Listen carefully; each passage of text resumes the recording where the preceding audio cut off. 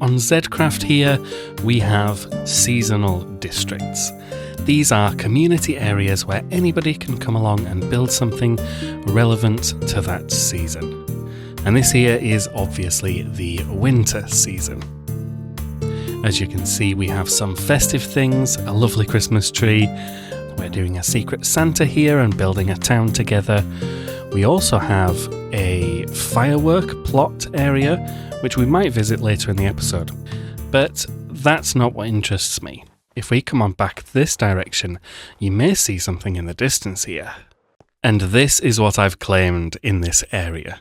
Last year I made the Ravager Hill game in the Winter District first, and I'd like to do another game here. So what I'd like to do here is turn this into a mini-game. One of the reasons for that is we don't have these in our gaming district, so it's kind of like the perfect type of game to build out here. And to be honest, I think pillagers are just fun. So if you actually think about the way that pillagers work, they move quite slowly. They are a ranged mob that fires slowly. They are very inaccurate. If you have one of these in your world, I would recommend just coming along, no gear, no weapons, and just dodge. Just see how well you can dodge all of their arrows. And this concept is basically what I want to build the game around. I want it to be where you are dodging pillager arrows and maybe killing them in a certain way as well. I want to think of it as like a parkour spleef kind of game, except instead of playing against other players, you're trying to spleef the pillagers and they're trying to spleef you. Oh, they got me. And I do think ice helps with the movement, so I have been collecting some packed ice. Hold on, I don't want to die. And I've been reading a little bit about how these work. So from what I understand, if we have a block that isn't grass or dirt... Ooh, nice, ominous bottle. I didn't know the ominous bottles dropped when you weren't the player to kill them. Interesting. So yeah, what I was saying here about the spawning is I believe they will spawn on grass and sand at any light level. So I think the point of that is that, you know, if you just explore and find one of these in the world, they will just spawn relentlessly and you will have to fight them. But they can also spawn on any opaque block. So they would spawn on stone, however, only below light level 8. From what I've read. So you can actually spawn-proof the area and determine where they will spawn in. Now, one thing that I've also learned about them is they spawn all the way up to this level here. So I think it's kind of like a cube shape. I believe it's like 72 blocks on the y-axis, which is pretty crazy. Which makes me think they might be spawning in caves as well. But they can spawn up to this platform, so I'm thinking we can maybe spawn-proof all of this bottom area and then have the game actually be up here. So let's take a break and come up here for a bit. So the game will be at this level. I'm thinking we will have some packed ice platforms because we could light it up to prevent the spawns, remove the lighting to activate the game, and they will spawn in. I think we will have gaps in between the packed ice where the player can drop down and the pillagers can drop down, and then I'm thinking we have lava below that. So that will need to be far enough below to not light up the packed ice, so that it's not preventing the mob spawns. But the idea being it's a survival game, you are trying to knock the pillagers into the lava, and if they knock you into the lava or you slip off the ice and fall into the lava, then game over. And to make it more Winter District themed, oh, they've started to find me. To make it more Winter District themed, I think I want to include snowballs. So you can actually hit pillagers with snowballs. So I'm thinking you can use that as a way to kind of fight them back, right? We can also maybe use things being shot by dispensers So we could have targets that you shoot with the snowball, which then fires a volley of arrows or fire charges or something like that at the pillagers, which could hit you as well, the player. Yeah, so I need to do some measurements now. I think I'm going to... I do like the fact that they will accumulate. So if you are not taking them out nicely during the game, they will keep spawning.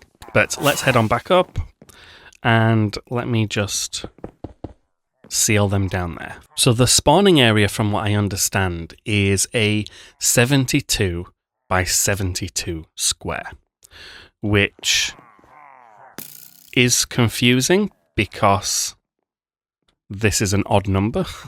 But I guess it's like the mob spawner radius, where that's technically an 8 by 8, but because the block is in the middle, you build it as a 9 by 9. So I'll probably do 73 by 73, and I'll want to count that out now, and we'll see how big that is. So I want to go out 36 blocks from here. 7, 8, 35, 36.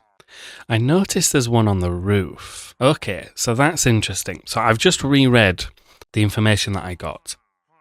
And it says they spawn in a 72 by 54 by 72 block volume centered on the top floor here. So I don't think we have to worry too much about the caves, but I think that means that they can actually spawn up above this platform here. So maybe we use that then. Maybe we actually start with the platforms up here, and then we can use this as like the hub of the game, something like that. And then the actual game will be played outside of this kind of circle area up top. I do need to make sure when I'm designing this that there's no kind of really easy spots to stay at. So like, for example, if I've got the game here and I'm able to just stand here, I can probably get hit a few times without falling into the lava. So I need to make sure that the actual like edges of the game are actually something like this, where there's a gap to fall down. So let's actually build out from here. And then I do want to see if they will actually spawn up here.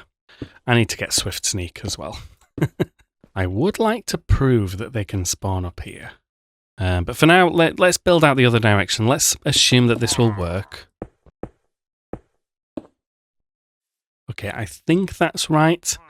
And looking at this, this would end up being quite a large game, if this is the whole arena. So we may actually bring it in a little bit. Remember, there will be a cutoff here. The game won't actually be played above this tower.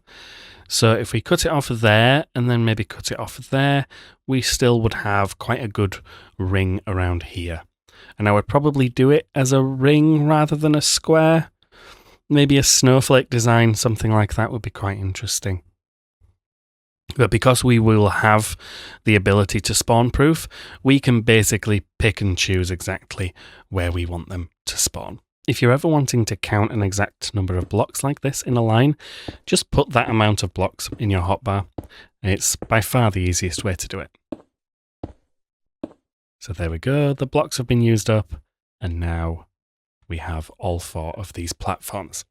I still haven't seen a pillager spawn up here, which is a little concerning. So I will definitely work on spawn proofing the ground next, because I really want to prove that we can control where these pillagers spawn in.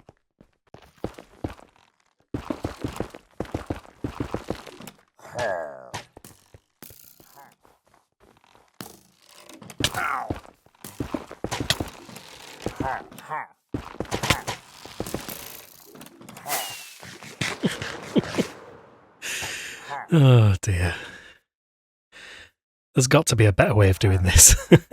I wonder if invis potions will work, because I'll still have a block in my hand, but they might not be able to see that unless I'm really close. The other problem is they detect you from like 60 floor blocks away. Oh my god. Oh look, I've barely scratched the surface. The ice is fine. Oh, did we just get... He spawned on the packed ice, didn't he, up there? That's good. Good confirmation that that works. But yeah, for now, the ice down there is Haven't seen them spawn on there. So I think because it's transparent, it's fine. But all of this is technically grass, and they can spawn on grass at any light level. So it was either like place buttons or place blocks and then light up the blocks. And I think this is easier. I just picked netherrack because, well, we're going to have lava in here at some point, so it kind of matches the vibe. But it's also just an easy block to get. They just keep spawning. Which is half the point of doing this, you know, the way that they spawn is interesting. And, you know, imagine that amount of pillagers up here on this platform as you're trying to dodge. I think that could be fun.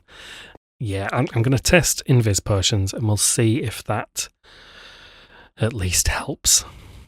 The problem is you have to not be wearing your armor to do that. So that comes with its risks. Okay, let's give this a go. What's the worst that could happen? So, can he see me when I'm holding the blocks? I wonder if there's like a range. This seems good. This seems really good. Oh, it works. That is music to my ears. So now... Oh, hold on. It doesn't fully work. Hold on. What was... Why can he see me? Why can he see me now? Why did it take him a while to react?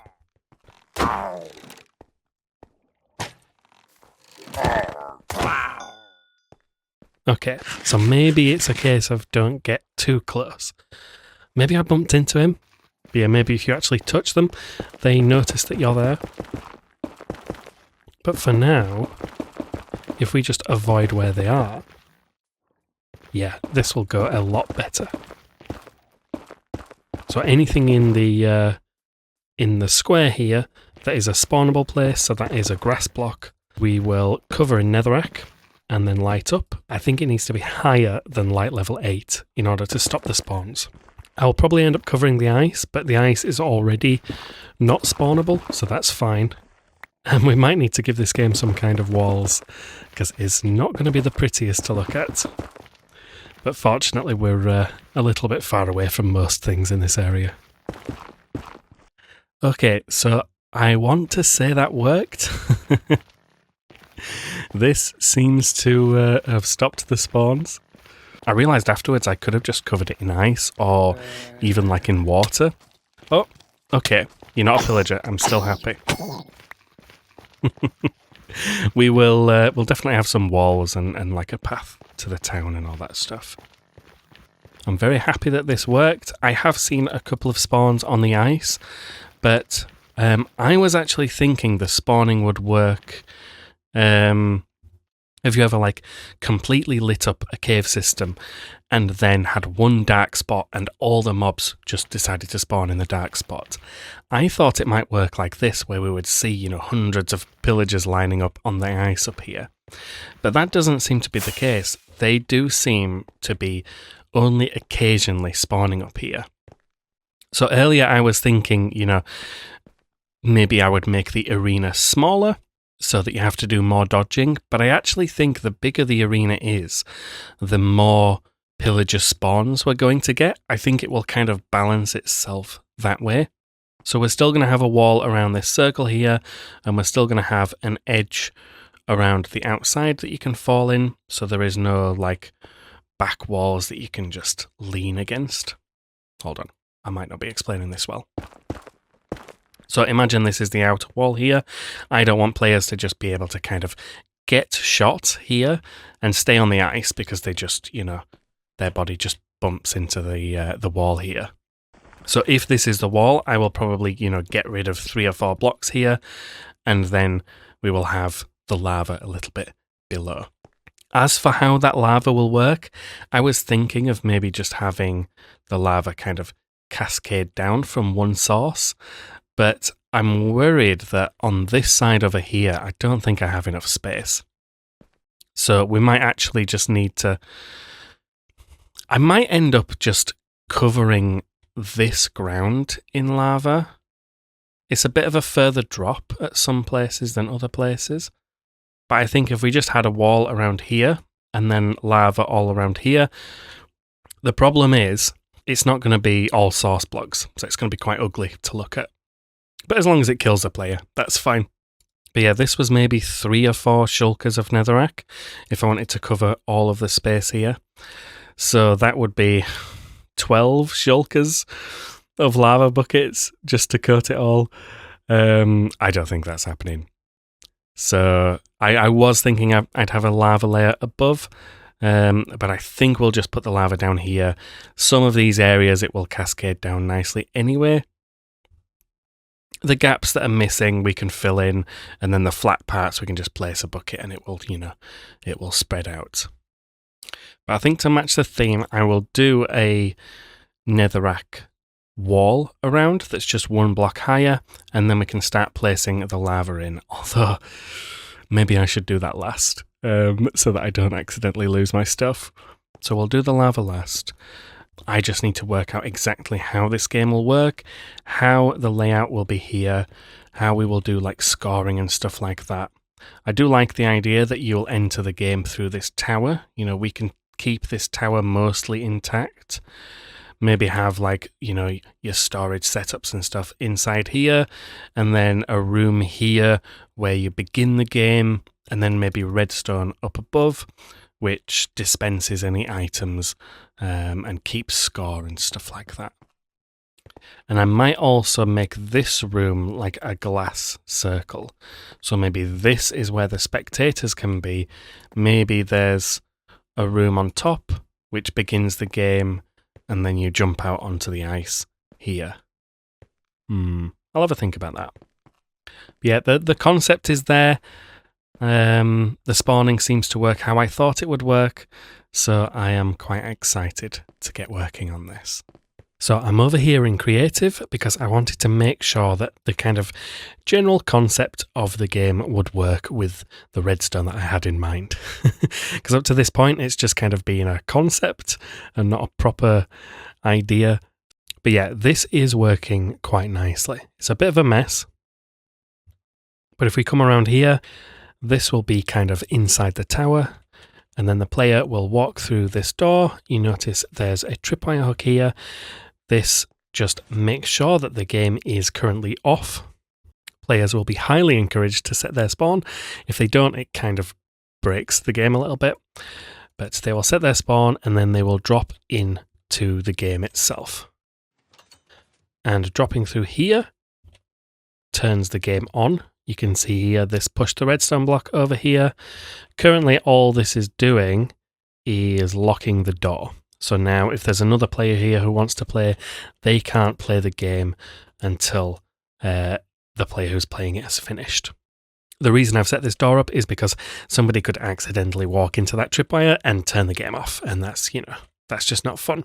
But yeah, so with this redstone up here, we can take signals from both the on state and the off state. The on state here will power some kind of scoring mechanism. Probably just items going through a hopper into a chest, something like that. But we can snake this redstone all around, the top of the game here. Because if you think about it, this is the level of the actual game. So this is stuff that's going to be built up above on top of the game. And it might look a little bit ugly, but I'm hoping the game is fun enough that it doesn't need to look amazing. So yeah, this will power the scoring. It will also power some kind of snowball dropper system. I think it would be fun to have snowballs to collect. See, I've built like a mock-up of the game here. So imagine you're a player running around, you're collecting the snowballs that you can use as a weapon to fight off the pillagers. I think that will be quite fun. And then what happens is the player will die. So if I just come up here and you imagine... that always happens. But imagine I've fallen off the packed ice and I've gone into the lava beneath the game. I will then respawn in this tripwire hook, which will then turn the game off, stop the scoreboard from counting, and it will also open up this door. So I can walk back into the game hub, check my score, and all that stuff. Now, one thing that I have added, if I just activate the game here, If somebody forgot to set their spawn in the bed and they respawn elsewhere, they can come along and manually reset the door here with that button. And then I think from this on state, we may also take a signal and use that to activate lights above the game. So we don't want pillagers to be spawning when the game is off, so we can use the signal from here to turn on the lights. Once the game is on, the lights turn off and the pillagers can spawn. Now I think skylight is fine because pillagers do spawn during the day. It is just the actual block light that prevents the spawns. So I think having this top area, this redstone area, mostly be glass might be a good idea. It can also be quite open. It doesn't need to be closed off, but we will need redstone lines going to the droppers that drop the snowballs down. I may also look into other mechanisms like dispensers shooting arrows and fire charges and stuff like that. But I want to make sure that the core game idea works first before I overcomplicate it. So we're back in survival here, and as you can see, I've worked on this a fair bit. We still just have the netherrack beneath, but I've built up all the ice platforms as well as that redstone that we designed. And to be completely honest, I'm still not sure this game will work. As you can see, we get some spawns, but if I come a bit closer here, they just run off the edge. I'm thinking this might be because they can survive the fall. So maybe once we've got lava down here, yeah, you see how they're landing. Maybe once we've got lava down here, they will avoid falling. I tested it in creative with other blocks. It's not just because it's ice. They will walk off anything. You see, they didn't slip off. They literally just walked clean off. But it's a fun place to jump around. You'll see that I've tried to really kind of randomize the shapes that we've got here. I don't want it to all just be one pattern that you can learn easily. I want it to be kind of fun to jump around. So I'm liking what we've got here so far. I'm still not 100% sure the actual game that we will have up here. Because if the spawns are rare and these guys just jump off, I will need to come up with something more like parkour based. So maybe you're trying to travel around quickly. It's actually the jumping that is the minigame, and these guys are just like almost like a passive threat rather than the main mechanic, if that makes sense. So yeah, I'm not convinced this will be a great game, but I do like this layout, and it's quite satisfying to jump around the ice. So regardless of how it ends up, I'll be able to do something fun with this. And like I mentioned, we've got the redstone in, so players will actually drop it down here, and that should, if we look up here, that will move the redstone block, and then we will be able to remove the lighting that prevents spawns. Although if I'm completely honest, we're not getting very many spawns anyway, so I'm not sure I actually need to light up this area. It's not like you're going to drop into 20 pillagers. I mean, here you can see there's just none here. So we might not actually have to have lighting, but if I'm going to have players explore and collect something, probably snowballs, then we will need to have some redstone along the top for that. But next up, I'm going to just build a wall around here, place all of the lava in. I'll probably place some netherrack on the ice as well so that it doesn't melt. And once we've got the lava, we'll see if the pillager's behaviour changes. Look at that. It's funny, but it's not helpful. Look, let's see if this guy can get a shot off. Yeah, so when you're close enough, they do actually just stop. It's a bit later on, and this was really tedious. I wish I'd flattened this with a beacon beforehand. That would have been a lot easier to place. But we've got it here. We've got the lava. Unfortunately, the pillagers, we might see one there. Perfect timing. They still just walk in. So I don't think we're going to avoid that. And as I wander around here, you can tell the spawn rates are incredibly low. So I think the only way this game is going to work is if the pillagers are a passive threat, just something that may occasionally get in the way, but not the main feature of the game. And the main feature is the difficult movement. So I'm glad I have all these gaps between the ice, even though I think that's one of the reasons that spawns are so low. There's less blocks to spawn on. But I'm glad we have all of these gaps. And I just need to give the player a reason to travel around. So I'm thinking we can maybe still have some redstone up above. And maybe there's like a button that needs to be pressed. So let's say that we have 8 lamps. So one in each corner and one along the edges here. And then maybe one of the lamps is chosen. The player has to run to that part, push a button to light that lamp. That scores them a point, and then it will randomize and one of the other lamps will light up. So there's a bit of randomness. There's a lot of fun movement.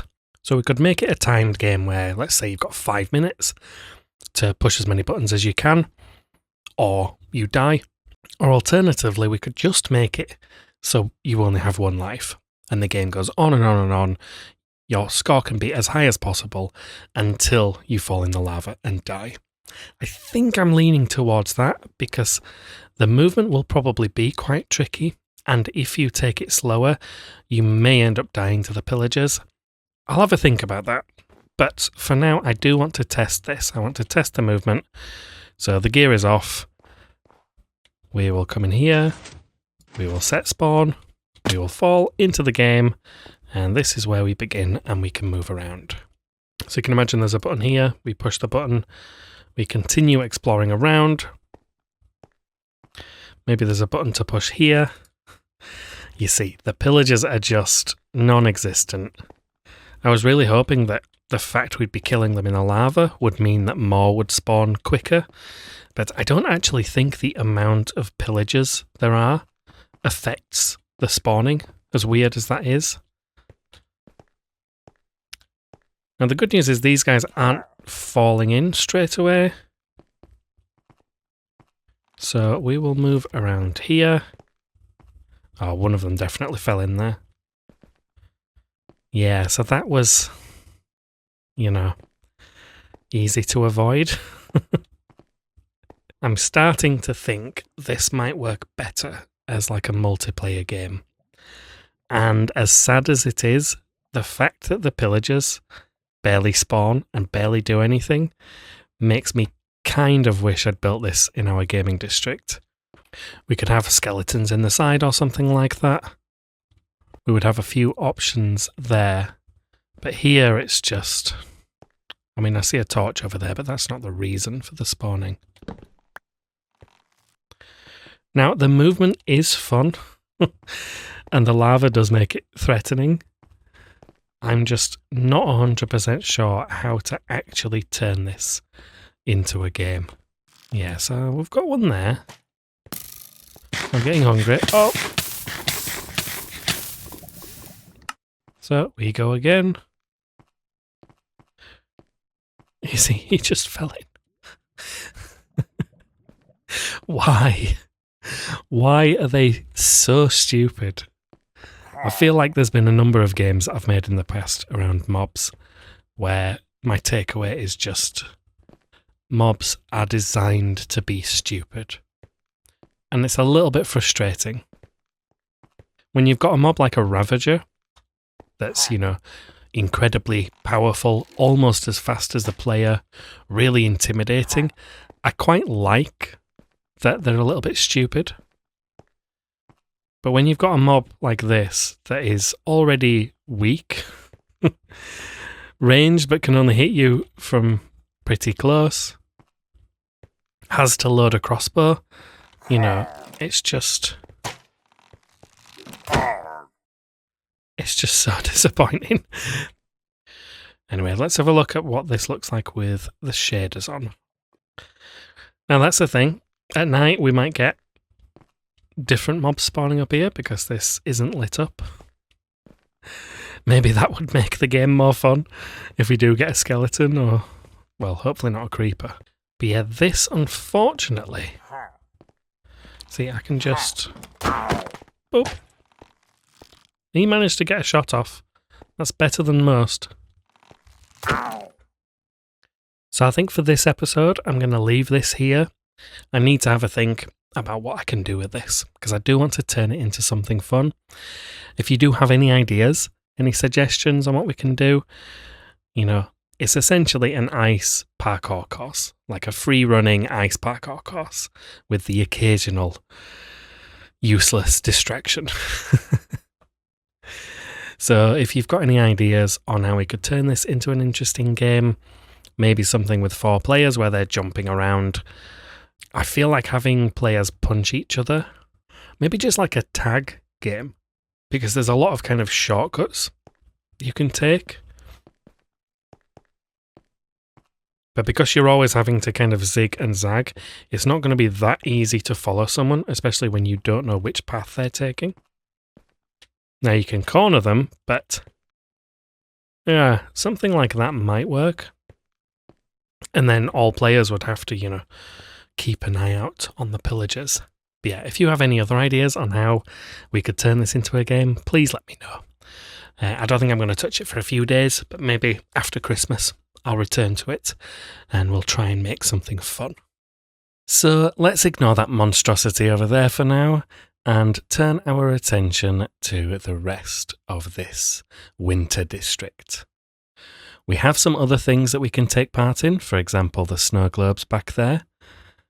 But first I would like to turn my attention to what you can see over in the distance there. Let me use my binoculars. There we go. This here is a fireworks plot area. So players can come along, design their own firework, design the thing that shoots the firework as well. It's just a nice, simple, collaborative build. We like those types of builds here. So if we head on back over to my end base, as you can see here, between these 2 farms, I have built myself a little fireworks factory. So the idea here is to just have all the dyes within reach, as well as some of the extra things that you need to make the fireworks. Now, I absolutely love making fireworks, so I think the plot build actually has a way for making fireworks, but I figured I would do this over here in my base. And I think the idea is just going to be very simple. We're just going to have some kind of, you know, cactus build, probably 3x3, so I can send the firework through the middle. I absolutely love using the blocks of bamboo for like a cactus build. As you can see by my skin, cactus is the theme with me. So I think we'll do a cactus build. I'm not sure whether I want like a cactus themed firework or a cactus flower. Because I'm thinking if the cactus is tall enough, then the firework can maybe explode right at the top. And then it's almost like a flower at the top of the cactus rather than just something shooting out above. So if we want to make ourselves a cactus firework, we will definitely want some lime, we will definitely want some green, maybe pinch of yellow, and you can put up to 7 different stars. So to make a firework star, if you're not sure, you basically combine dye and any extra bits with gunpowder to make the star, and then you can combine up to 7 of these stars to make a firework. I'm not sure we will do all 7 for this. So I've turned shaders off and I'm looking at a Minecraft cactus here. And you can see we have these strong green lines and then the lime in between. And then occasionally we have the kind of, you know, the things that prick you, the little spikes that come out. And so my view of these are the kind of yellow details. And then the main cactus itself is green and lime. So I think we could take that logic and just have some lime stars here, but then maybe we have some that are actually in the star shape, and you achieve that by adding the gold nugget. Maybe we want these ones to sparkle. So we've got just a normal green firework, just a normal lime firework, and then we've got the star-shaped twinkle firework. And there is one more thing that you can do with fireworks, which I think is really cool, and that is you can add a fade. So this starts as lime, but then we can say that it fades to yellow. So for this one, I'm going to try to have not that much yellow. So here it says fade to lime and yellow, but because we're starting with lime, that actually just means half of the colour is going to fade to yellow and half of it is going to stay the same. So we will try that out, and then I think for the order, we will go green, and then we will go lime, and then we'll go for the star lime, and then we'll go for the green. We will test this out and see what we think.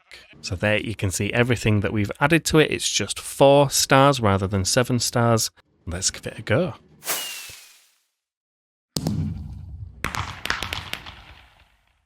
I do like that. I like the fade to yellow there. It's just like a hint of yellow, and the star is fun. You know, I'm happy with that for a cactus firework. I think that's quite fun. Let's see what this one looks like. So that just reminds me of Zedcraft. I should have thought of that when I was designing this. It is very much just pink and yellow Zedcraft colours. Okay, so here we are in the build area, and I already love what's here. So we might end up building something quite big. So I think I will maybe we take one of these back plots here. So I do think we will have it come up right through the center, and then I think we can take some of this bamboo and make buttons. Now we will need to kind of build out a little bit, and if we do it maybe this size, I'm concerned that with it only being 1 block thick on the sides here, it's going to look a bit small and very silly. And then we'll have one here. That doesn't actually look too bad. It looks like a cactus, right? And then I do want some kind of a face. If we just literally put spruce eyes on it, will it look enough of a face? If we do something like this. That's kind of subtle. Because we could do something like this.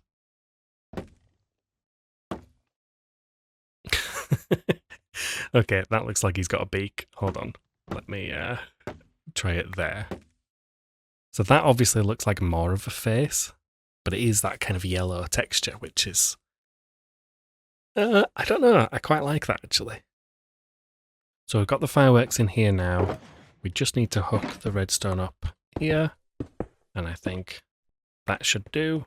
And then if we want to see it at night with shaders, we can give this a go.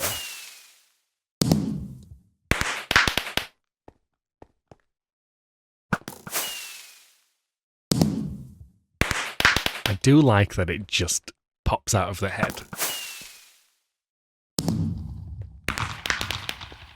So there we go. I've added the snow and the balloons, and I changed the buttons out to dark oak just to make them stand out a bit more. And I definitely like this build. And if we test it with the firework, there we go. Now the last thing for me is I would like to design a snow globe here. Now I don't have very much time, so I've decided on something very simple and maybe a little bit stupid as well. Now if you look at some of the items that I've brought with me, you might be able to guess what my stupid idea is. But let's give it a go.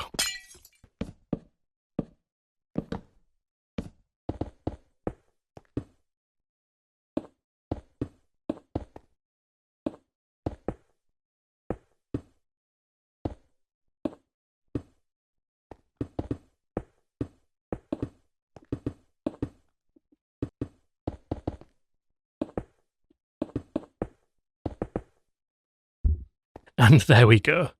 So this is what it looks like without shaders from the inside. With shaders, it's quite interesting, actually. And then if I turn the shaders off and we'll take a look at it from the outside, I actually quite like the fact that it's the normal glass inside of the stained glass. I think that has an interesting effect. But if we turn shaders back on, we can see you still do get that effect where you can see the glass through the glass, but it's a bit more, I don't know, a bit weirder to look at. I do like it. Let's fly in and see what it looks like. So it kind of looks like I haven't done anything. So if we do something that's just like this, and then we seal it up, that kind of looks like a bow, doesn't it? Yeah. And then I think we just want snow on the inside, and then we're done. And then we will seal it up, and we will call it done. There we go. Now, quite obviously, everything that you've just seen in this video was recorded in December, before Christmas, but I ended up taking a break before doing the editing, and I just haven't managed to get this episode out. But I have been thinking about this game a little bit more. Interestingly, we seem to have a lot of these guys here. Oh look, they still fall in. But let's hop into the game and just have some fun dodging these guys. So ultimately, you know, with it being January now, I don't think it's worth pursuing this game here in the Winter District. As much as I've, you know, put some effort into building this out, I don't think the core concepts here will be good enough. But I absolutely love the mechanics. So jumping around on the ice and having the lava below as a threat is great. So I definitely want to make a game with that mechanic. And I've been thinking a little bit more, and I want to get your opinions on this. I'm thinking I could build something in the gaming district that's more akin to like a scaled down, decked out, or Sands of Time, where it's a dungeon exploration game. So imagine every area of the dungeon is built like this, with ice above lava that you've got to parkour over.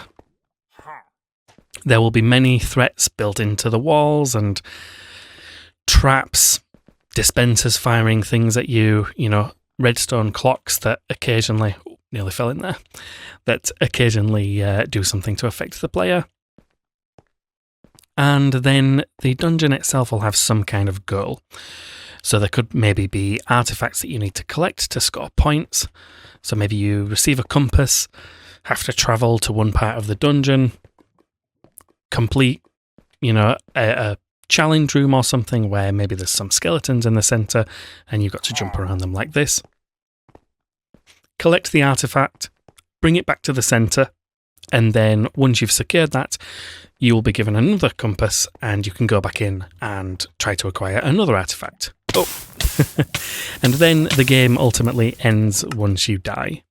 So rather than it being on a timer, and rather, oh, I've fallen in again. So rather than it being on a timer, or you just have one artifact to collect, I think it would be fun to have it be kind of an ongoing thing. Almost like an arcade game where you keep going and you try and get the highest score possible. Maybe the different artifacts are worth different points. And so in one run you might get 3 difficult artifacts and you score a certain amount of points. That's maybe more than another player who got 5 artifacts because they only had to go halfway into the dungeon, something like that. So that's where the kind of decked out influence comes in. I don't think we will have Ravagers running around on the ice. I think that would be a bit over the top. I do want this to be quite a simple game to construct, but having everything be built in this style where it's just packed ice with lava flowing underneath, it's not too challenging to construct that. There's not going to be that much decoration that needs doing, and I think it will be quite an attainable game and something that will be fun to play. But do let me know what you think, especially those of you who do play on the server. Would that be a game that you'd find quite interesting to play? Maybe. I think it would be fun.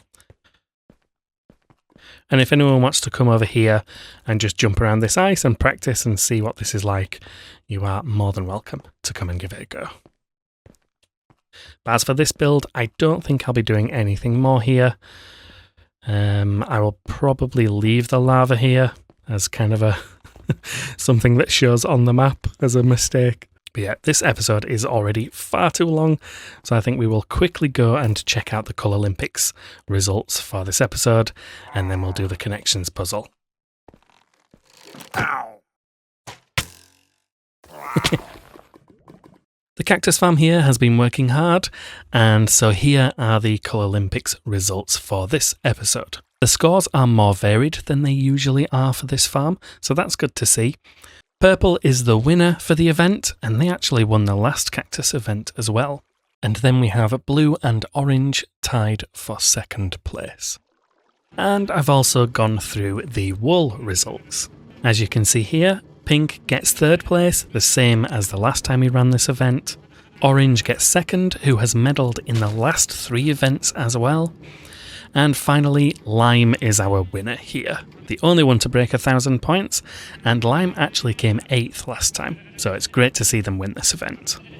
Now, I would love to include this dripstone farm in the results today, but these two just refuse to die.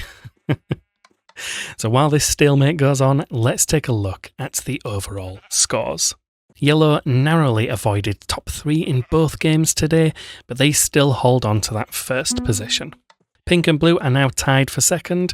They both managed 1 medal today.